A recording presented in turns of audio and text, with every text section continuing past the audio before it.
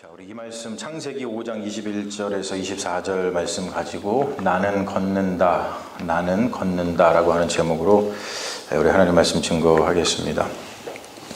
이런 글이 있습니다. 나는 다시 길을 떠났고 조금 가다가 멈춰서 휴식을 취했다. 눈을 들어보니 거북이 한 마리가 비탈길 위쪽에서 둥그런 눈으로 나를 빤히 쳐다보고 있었다. 안녕 친구여, 미리 말해두지만 난 너와 경주하지는 않을 거야. 베르나르 올리비에의 나는 걷는다 라고 하는 책 중에 있는 글귀입니다. 오늘 말씀은 아담의 계보, 아담의 족보죠. 아담의 계보를 말하는 중에 나오는 이야기이죠. 이 아담의 계보에는 몇 가지 특징이 있어요. 그 특징을 파악하려면 우리가 지금 이제 5장에서 말씀을 읽었습니다만 그 전에 있는 4장 말씀을 언급을 해야지만 아담의 계보에 대한 특징을 우리가 파악을 할 수 있습니다. 창세기 4장 말씀은 여러분들 다 잘 아시는 말씀이기 때문에 이해하기 어렵지 않으실 거예요. 4장 말씀은 아담이 에덴 동산에서 쫓겨난 후에 얻은 그의 자녀들에 대한 이야기를 다루고 있죠. 죄가 들어온 후에 아담이, 즉 사람이, 아담은 사람이잖아요. 사람의 인생이 얼마나 고단해졌는지 알 수가 있죠. 먹고 살기 위해서 또는 인정받기 위해서 사람은 고단한 삶을 살아야만 했습니다. 고단한 삶을 살았는데 인정받지 못하면 사람의 마음이 악해지죠. 그래서 독일의 대철학자 헤겔, 여러분 헤겔을 들어보셔서 아실 거예요. 헤겔이 일찍이 그러한 삶의 모습을 인정투쟁이라고 명명을 했습니다. 헤겔은 인간들 사이의 모든 갈등이 인정을 받고자 하는 그런 욕망에서 비롯된다라고 생각을 했어요. 그래서 헤겔은 사람들이 인간의 그 욕망을 충족시킴으로써 자기의 정체성을 확립시켜 나간다라고 그렇게 봤죠. 그런 측면에서 보면은 가인과 아벨의 이야기를 보면, 그런 측면에서 가인과 아벨의 이야기를 보면 가인은 인정투쟁의 극단적인 모습을 보이면서 아벨을 죽인 것 같아요. 그러니까 가인이 하나님께 인정받고 싶고 그랬는데 인정받지 못하니까 그것이 아주 분노로 표출돼서 죽였다는 것이죠. 이렇게 보면은 사람들 사이에 있는 인정투쟁이 매우 나쁜 것으로 인식될 수 있어요. 하지만 이 독일의 철학자 중에 그 윌겐 하버마스라고 하는 사람이 있는데 유명한 사람이죠. 그 사람의 제자 중에 악셀 호네트라고 하는 사람이 있습니다. 그 사람이 그 하버마스의 뒤를 이어서 그 독일의 프랑크푸르트 학파를 이끌고 있는 사람으로 인정되고 있는데, 그 사람이 인정투쟁이라고 하는 책을 썼는데 거기서 인정투쟁을 굉장히 좋게 봅니다. 사람이 자기 자신의 삶을 성공적으로 실현시킬 수 있는 사회적 조건이자 또는 자기 긍정에 좋은 심리적 조건으로 봐요. 그래서 인정투쟁이라는 것이 그렇게 나쁜 것만은 아니다라고 얘기를 하고 있죠. 자, 아무튼 그런 사건, 가인과 아벨 사건, 그것이 인정투쟁이든 어떠한 이유든 간에 어떤 형 가인이 동생 아벨을 죽인 사건이죠. 그 사건 이후에 가인은 저주를 받았습니다. 그리고 추방을 당해서 나그네 삶을, 떠돌이 삶을 살게 되죠. 그것이 가인의 삶 속에 새겨진 주홍 글씨였어요. 형벌의 가혹함을 호소한 가인에게 하나님께서는 은혜를 베푸셔서 이런 말씀을 하시죠. 누구든지 가인을 죽이는 사람은 7배로 복수를 당할 것이다 라고 하면서 표식을 주십니다. 그리고 가인은 여호와의 앞을 떠나서 에덴 동쪽에 있는 놋 땅에서 거주하게 됩니다. 그리고 창세기 4장 16절 이하의 말씀을 보면 가인이 바로 그 놋 땅에서 꾸린 가정 이야기가 나옵니다. 가인은 결혼해서 애를 낳는데 그 애의 이름이 에녹입니다. 에녹이라고 칭하고, 그리고 성을 쌓은 후에 아들의 이름을 붙여서 에녹성이라고 부르죠. 하지만 여러분 헷갈리시면 안 돼요. 가인의 아들 에녹은 오늘 말씀의 주인공인 에녹과 다른 인물입니다. 다른 인물입니다. 에녹의 뜻은 시작하는 자, 봉헌된 자라는 그런 뜻이죠.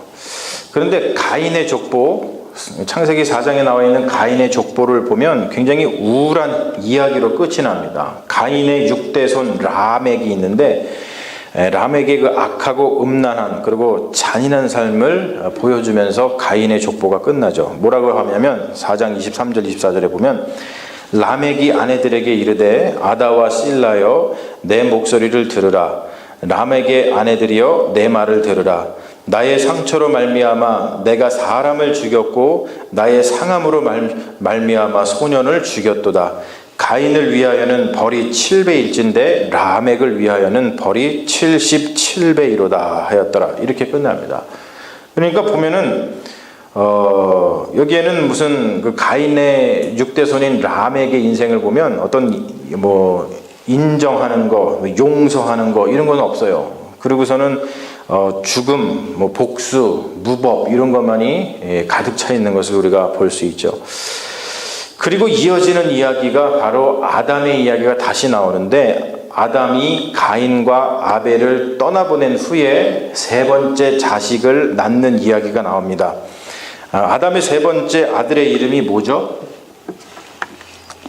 여러분 잘 아실 것 같은데. 세 번째 아들의 이름은 셋입니다. 셋. 예. 셋째 아들이어서 셋이 아니에요. 예, 히브리어로다가 시아트라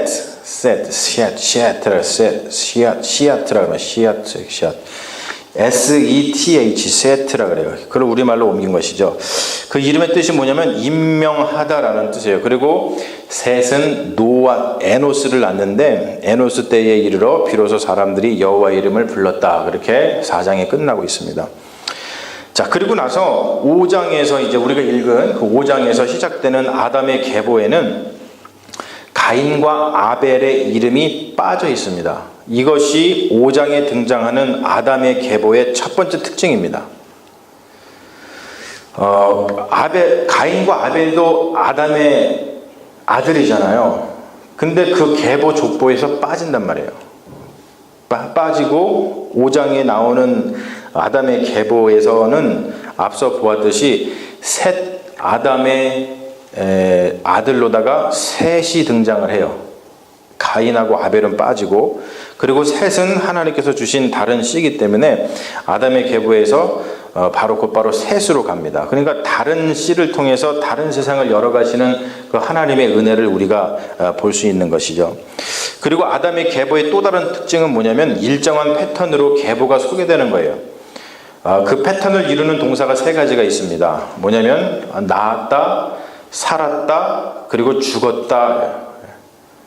특히 죽었다라고 하는 말은 창세기 2장 17절에서 아담의 범죄에 대한 하나님의 심판의 말씀을 생각나게 합니다. 창세기 2장 17절 말씀은 뭐냐면 선악을 알게 하는 나무의 열매는 먹지 말라. 네가 먹는 날에는 반드시 죽으리라 라고 하는 말씀을 하십니다. 그런데 아담의 계보에서 이 패턴, 낳았다, 살았다, 죽었다라고 하는 이 패턴이 깨지는 부분이 있습니다. 그 깨지는 부분이 바로 오늘 우리가 읽은 에녹의 삶을 소개하는 부분입니다. 낳았다, 그리고 사는 부분까지는 같아요. 그런데 죽었다라고 하는 부분이 다릅니다. 에녹에게는 죽었다라고 하는 표현 대신에 하나님이 그를 데려가심으로 세상에 있지 아니하였더라 라고 하는 표현을 씁니다. 자, 우리는 흔히 성경에서 죽음을 맛보지 않고 하늘로 올라간 두 명을 말할 때 누구를 말하나요? 에녹과 엘리야를 꼽죠. 에녹과 엘리야. 그런데 실제로 그렇게 증거하고 있는 것은 해당 인물이 등장하는 성경이 아니라 사실은 히브리서, 신약성경의 히브리서에서 그렇게 얘기하고 있죠. 히브리서 11장 5절에 보면 이런 말씀이 있어요. 믿음으로 에녹은 죽음을 보지 않고 옮겨졌다 그래요. 자, 여러분 한번 생각해 보십시오. 에녹이 하나님이 그를 데려가심으로 세상에 있지 아니하였더라 라고 하는 그 말, 이 말은 죽음에 대한 완곡한 표현일까요? 아니면 실제로 죽음을 경험하지 않았다는 것일까요? 창세기에 보면은 그냥 하나님이 그를 데려가심으로 세상에 있지 아니하였다. He was not there for God took him. 이렇게 돼 있어요. 이게 도대체 무슨 뜻일까요? 죽었다라는 것에 대한 완곡한 표현일까요? 아니면은 실제로 죽음을 경험하지 않았다는 뜻일까요? 자, 여러분, 만일 우리가 호사가라면, 호사가, 뭐 막 이런 거 저런 거 막 얘기하는 호사가라면 당연히 여기에 관심을 두겠지만 우리는 믿는 자들이기 때문에 우리의 관심은 다른 데 있어야 됩니다. 창세기 기자는 왜 에녹에게 죽었다라는 표현 대신에 다른 표현을 써서 그의 마지막을 말하고 있을까? 자, 아담의 계보 중에 에녹에 이르러서 시선을 머물게 되는 표현이 바로 에녹이 하나님과 동행했다라고 하는 표현입니다. 우리말로는 동행이라고 옮겨졌지만 영어 성경은 히브리어 할락라고 하는 그 본뜻대로 옮겨서 에녹 walk with God, 에녹 walk with God. 그러니까 뭐냐면 하나님, 그 에녹이 하나님하고 같이 걸었다, 그런 뜻으로 표현을 하고 있어요. 이 히브리어 할라크는 구약 성경에서 무려 1562번이나 나오는 그런 단어입니다. 할라크는 기본적으로 걷다, 그리고 가다의 뜻을 가지고 있는데 이 할라크라는 말이 어떠한 단어와 함께 쓰이냐에 따라서 그 의미가 굉장히 다양하게 변화하는 동사입니다. 그런데 특별히 에녹은 하나님과 동행했다라고 하는 이 표현은 아담의 계보가 나오기 전 이야기와 비교해서 읽어야 됩니다. 뭐냐면 하나님과 동행했다는 것은 하나님과 함께 걸었다는 뜻이에요. 그런데 함께 걷는다는 것은 굉장히 시적인 표현이고, 그리고 함께 걷는다는 것은 굉장히 신앙적인 표현입니다. 제가 어린 시절을 생각해 보면은 굉장히 참 많이 걸었던 것 같아요. 제가 초등학교 5학년 때까지는 그 말죽거리, 여러분 말죽거리 아시죠? 말죽거리에 있는 그 언주 초등학교를 제가 다녔습니다. 5학년 2학기 때 집에서 가까운 데에 양재초등학교가 생겨가지고 그곳으로 집단 전학을 가서 그 양재초등학교 1회 졸업생이 됐는데 5학년 1학기 때까지는 말죽거리에 있는 그 언주초등학교를 다녔어요. 근데 그때 어렸을 때는 그 말죽거리에서 저희 집까지 걸어오려면은 어린애니까 한 1시간에서 1시간 반 정도 걸리거든요. 그런데 그때 이렇게 오락 있잖아요. 오락. 이 오락한이라고 차비 거기다가 다 까먹고, 또는 뭐 떡볶이라든지 순대 같은 거 사 먹고서는 말죽거리에서 저기 우면동에 있는 우리 집까지 걸어야만 했어요. 그리고 또 중고등학교 때는 친구들하고 강남역에서 놀다가 집까지 걸어갔습니다.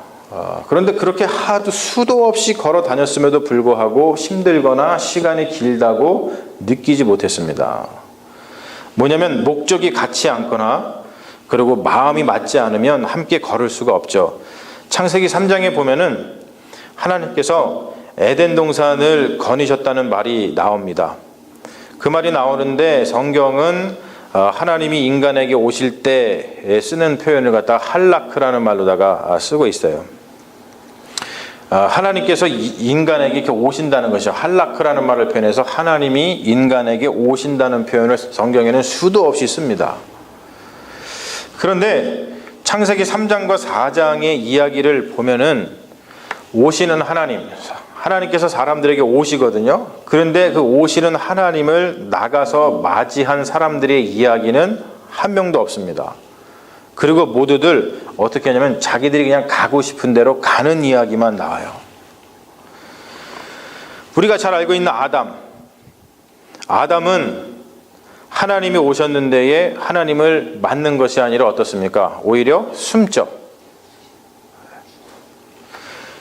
이거 빼고서 그냥 할게요. 자꾸 이것 때문에 오늘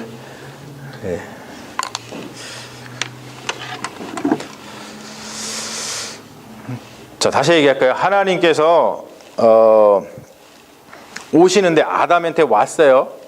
와가지고 아담은 어디 있느냐 물어보려고 왔는데 하나님 오시면 하나님 오셨어요 라고 이렇게 반겨줘야 되는데 오히려 아담은 숨죠.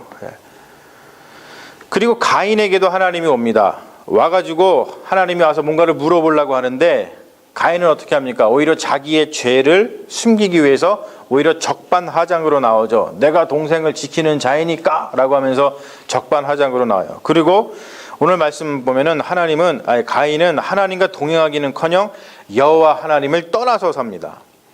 그리고 가인의 6대손 람에게 이야기도 우리가 잠깐 살펴봤습니다만 아예 대놓고 하나님에게 등을 돌리고 악한 짓만 일삼으면서 삽니다. 여러분, 그러는 중에 자, 앞에 이야기를 우리가 살펴본 이유가 이것 때문에 그래요. 3장과 4장의 이야기를 보면 그러는 중에 에녹에 이르러서 비로소 에녹은 하나님과 동행하는 삶을 살았다라고 하는 표현이 나옵니다.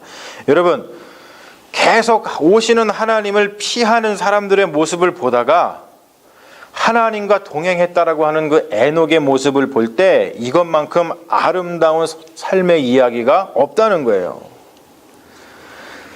아담의 계보 이후 나오는 이야기, 그러니까 5장이 아담의 계보잖아요. 그리고 6장으로 또 넘어가면 그 이후 이야기를 보면 모두 사람들의 죄악이 얼마나 세상에 뿌리 깊게 퍼져나갔는지에 대한 이야기예요. 그러다가 그러는 와중에 노아 때에 가서 또 이 말이 나옵니다. 노아는 하나님과 동행했다. 그래서 그는 의인이었다. 그러한 소개가 거기에서 나옵니다. 여러분, 실제로 이 걷는 행위는 굉장히 신비로운 겁니다. 고속도로를 한번 걸어본 적 있으십니까? 고속도로? 그냥 뭐 이렇게 공원 같은 거는 여러분들 많이 걸어보셨지만 고속도로를 한번 걸어보신 적 있어요? 지금 속으로다가 고속도로는 왜 걷냐? 이러고 지금 계신 것 같은데 고속도로를 한번 걸어보십시오. 걸어가면 우리가 고속도로는 빠르게 지나가잖아요. 빠르게 지나가면서 보이지 않던 세계가 보입니다. 차 안은 안락하고 편리하죠. 하지만 걸어가면서 고속도로를 걸어가면 그 엄청난 소음 때문에 굉장히 공포스럽까지 해요. 공포스럽까지 합니다. 그런 경험은 걷지 않으면 절대로 할 수 없는 그런 경험이에요. 그러니까 걸으면서 보는 세상과 무엇인가를 타고 빠르게 지나면서 보는 세상은 완전히 다릅니다. 제가 우리 아이들이 조금 더 크면은 가장 해보고 싶은 것이 뭐냐면 아이들하고 함께 그 스페인의 산티아고 길을 걷는 거예요. 여러분, 산티아고 길을 들어보셨습니까? 거기를 걷는 거예요. 제가 서두에서 소개했듯이 나는 걷는다 라고 하는 그 기행문을 쓴 베르나르 올리비에라는 사람이 그 비행 청소년들을 바른 길로 인도하는 목적을 가지고 쇠이유라고 하는 단체를 설립했습니다. 이 쇠이유라고 하는 단체를 통해서 그 비행 청소년들과 함께 그냥 걷는 것을 통해서 그들의 인생을 알아가고 그들이 그러한 비행에서 나와서 그들의 인생을 이렇게 책임 있게 살아가게끔 도와주는 그런 프로그램을 운영을 하고 있어요. 그런데 그 책에서 이런 말을 하고 있어요. 이 사람이 뭐라 그러냐면 존재 자체가 일종의 행군 아니던가. 우리의 존재 자체가 걷는 거라는 거예요. 여러분, 제가 위에서 나는 함께 걷는다라고 하는 말이 굉장히 시적이고 굉장히 신앙적인 표현이라고 했어요. 그래서 제가 하나님과 걷는다, 하나님과 동행한다라고 하는 것이 무엇인지를 몇 마디의 말로다가 정의를 내리기보다는 그냥 여러분들 각자의 상상력에 맡겨두는 게 훨씬 풍요로울 거라고 생각을 합니다. 다만 한 가지, 우리는 인생을 살면서 실제로 걷지 않아요. 운동 삼아서 약간 걸을 뿐이지 어떤 것을 하기 위해서 또는 어떠한 목적지에 도착하기 위해서 걷는 경우가 요즘에는 거의 없습니다. 그러다 보니까 우리가 하는 일이 얼마나 소중한 일인지를 잘 깨닫지 못할 때가 많이 있죠. 여러분, 한 가지 예를 들자면 여러분, 여러분들 중에 오늘 만약 이 예배를 드리러 오시기 위해서 30분이든 1시간이든 걸어서 오신 분이 있다면 바로 이 시간, 이렇게 예배 드리는 이 시간, 하나님을 만나는 이 시간, 그리고 이 예배를 함께 드리는 이 지체들이 얼마나 소중하게 다가오겠어요. 여러분들이 여기에 오기 위해서 1시간, 2시간 걸어왔다고 한번 생각해 보세요. 이 시간이 너무나 소중하고 여기에 지금 모여서 함께 예배드리는 이 지체들이 너무나 사랑스럽고 아름답게 보일 거예요. 그런데 우리가 그렇지 않죠. 왜요? 우리는 걸어오지 않고 차 타고 왔으니까. 손쉽게 왔잖아요. 그러다 보니까 우리는 실제로 걷지 않는 것 때문에 우리 인생에 벌어지고 있는 일들이 얼마나 소중한지를 깨닫지 못할 때가 너무나 많다는 거죠. 제가 그래서 앞으로 실제로 좀 여러분들과 많이 그 걷는 일들을 많이 하고 싶어요. 여러분 하나님과 함께 걸으십시오. 그래서 그 걷는다라고 하는 것이 주는 풍성한 의미 안에 머무시기를 주님의 이름으로 축원합니다. 하나님과 함께 걷는 자의 삶은 풍성할 수밖에 없습니다. 그래서 하나님과 함께 걷는 자의 삶은 죽음을 맛볼 겨를이 없어요. 바로 그것 때문에 그렇죠. 에녹이 하나님과 함께 걷다 보니까, 하나님과 동행하다 보니까, 그 삶이 하나님의 은혜로 풍성하다 보니까 죽음을 맛볼 겨를이 없어요. 우리는 하나님과 동행하지 못하고 하나님과 걷지 못하니까 우리의 삶이 힘들어요, 어려워요, 자꾸 죽음의 그림자가 드리워요, 그러면서 살지만, 에녹은 하나님과 동행하고, 즉 하나님과 정말 걸었기 때문에 그의 인생 가운데는 죽음이 들어설 자리가 전혀 없습니다. 그러니까 죽음이라는 말을 그의 삶에 적용을 시키지를 않고 있는 겁니다. 하나님은 분명 우리가 하나님과 걷는 자가 된다면 하나님은 분명 에녹처럼 우리를 데려가실 것입니다. 사랑하는 여러분, 천국이라고 하는 것은 우리가 어떤 찬양을 통해서 이런 찬양 맨날 부르다 보니까 나는 구원 열차 올라타고서 이런 얘기를 하다 보니까 저 천국은 구원 열차 타고서 그냥 쉽게 가는 곳이구나 라고 우리가 생각하기 쉽지만, 사랑하는 여러분, 천국은 이 찬양에서처럼 구원 열차 타고 가는 것이 아니라 주님과 동행해서, 즉 주님과 함께 걸어서 가는 곳임을 믿습니다. 그것을 우리가 마음속에 품고 주님과 날마다 동행하셔서 에녹처럼 죽음을 맛보는 것이 아니라 하나님의 은혜를 맛보는 믿음의 자녀들이 다 되시기를 주님의 이름으로 축원합니다. 아멘. 우리 잠시 기도하겠습니다. 사랑과 은혜가 충만하신 아버지 하나님, 오늘 에녹과 동행하시는 하나님의 은혜, 에녹이 하나님과 함께 걸었기 때문에 죽음을 맛볼 겨를이 없고, 하나님께서 그를 데리고 가셨기 때문에 죽음이라는 말을 거기에다가 도저히 쓸 수 없었던 그 놀라운 그의 삶을 우리가 보면서, 우리가 인생을 살아가면서 얼마나 걷지 않고 하나님과 동행하며 걷지 않는 우리의 삶과 우리의 신앙을 다시 한번 돌아봅니다. 주님, 천국은 구원 열차 타는 곳이 아니라 하나님과 함께 동행하여서 걸어서 가는 것임을 믿습니다.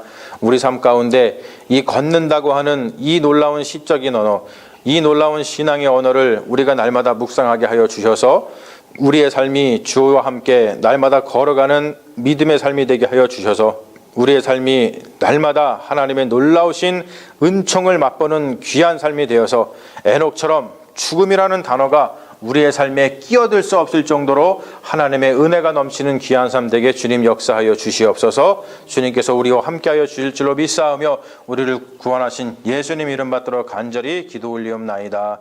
아멘. 할렐루야. 믿습니다.